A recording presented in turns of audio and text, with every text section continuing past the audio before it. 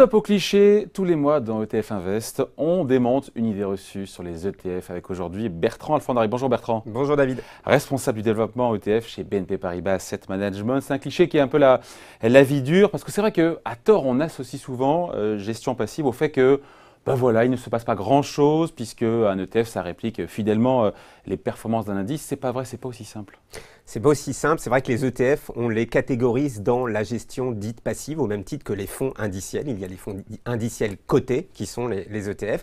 Et on compare ça souvent à la gestion active. C'est quoi la gestion active? On a un gérant à la tête d'un fonds qui va avoir des convictions dans le marché et qui va mettre en œuvre ces convictions sur le marché dans son quotidien. Avec pour objectif, bien sûr, de battre le marché, de faire mieux.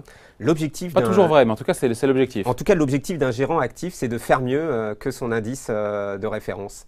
L'indice qu'il essaye de battre effectivement au quotidien, alors qu'en gestion passive, l'objectif du gérant, c'est de coller au plus près à la performance de l'indice que le fonds réplique.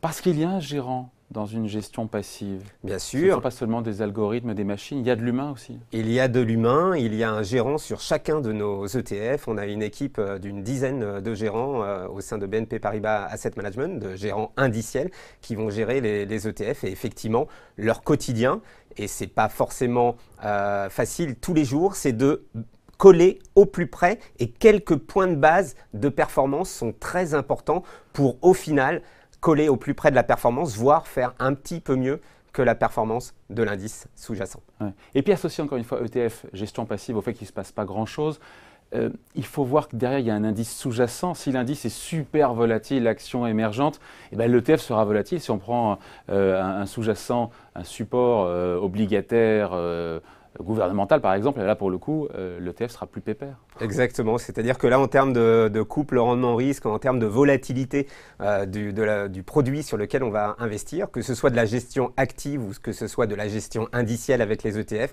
effectivement si on investit sur un ETF obligataire, on va avoir une volatilité assez modérée, et si on investit sur un indice action, et là encore il y a des disparités entre les différents indices actions et des niveaux de risque différents, ça veut dire qu'on peut avoir un niveau de risque important sur un ETF, comme on peut en avoir un niveau de risque faible, exactement comme sur un fonds de gestion active. Donc l'investisseur doit être prêt à prendre ce risque avant d'investir sur un fonds indiciel du type ETF ou sur un fonds de gestion active.